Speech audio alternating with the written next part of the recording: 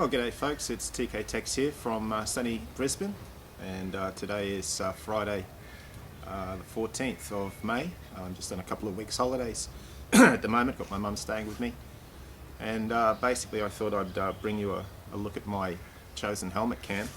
A lot of different options out there these days. I've really enjoyed watching some of the other videos of people showing their helmet cams. But anyway, this is mine, and it starts off with a Scorpion branded helmet. I hadn't actually heard of those before I went to the shop to buy this, but I'd have to say I'm really happy with this helmet. Very light, very strong construction. Got just a little bit of change out of $400 for this one, and comes with quite a few features apart from being very comfortable.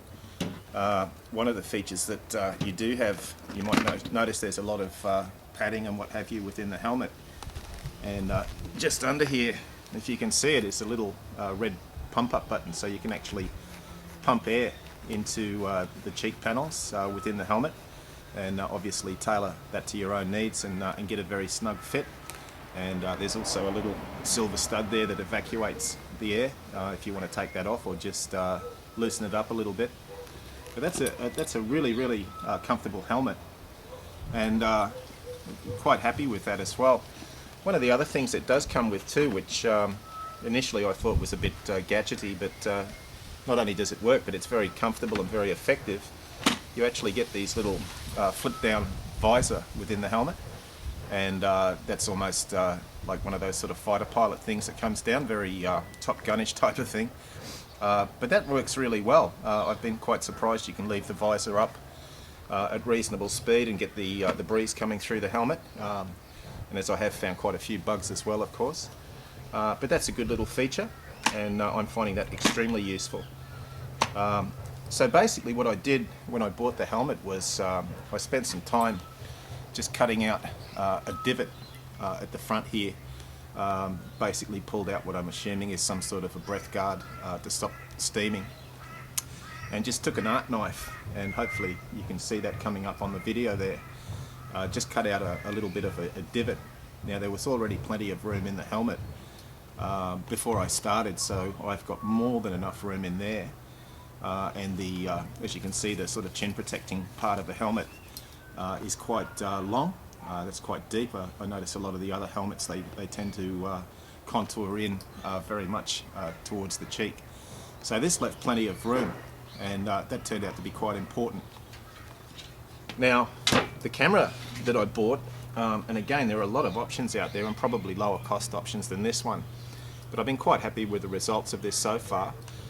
This is the Sony DSC TX5 model camera, and shoots in quite high definition video. Just slide it down to activate it, and one of the real benefits with this type of camera, of course, I have seen Olympus cameras of the same design. There's no telescopic part of the lens, so that's just a fixed lens, Zeiss lens, and as I say, quite high definition.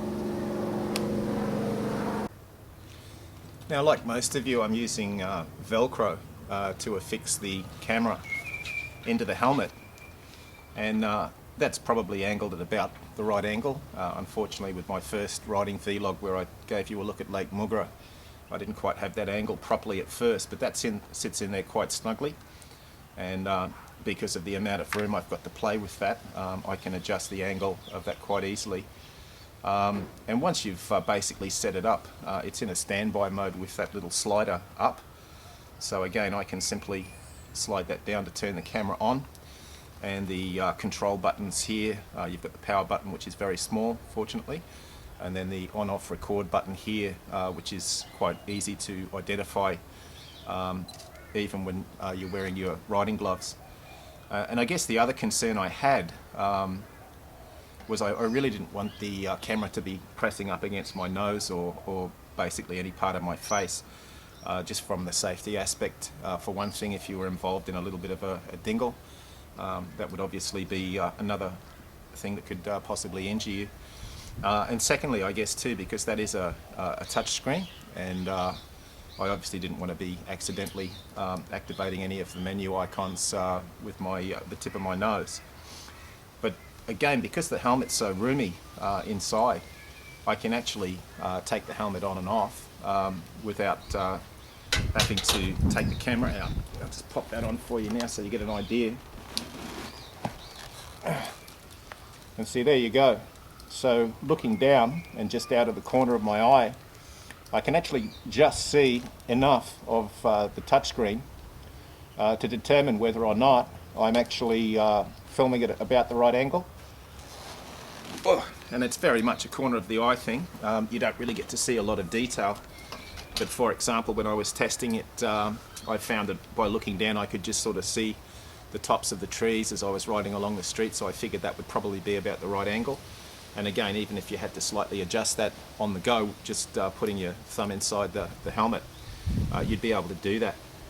So it's not a bad little option. I mean, the camera was quite expensive, and I've noticed that there are a lot of high definition, low cost cameras now. I believe the Ventura HD is the one that Brother Blonde is using down there in Sydney, and you know, that's more of a sort of a longer camera that you can just fit into the helmet.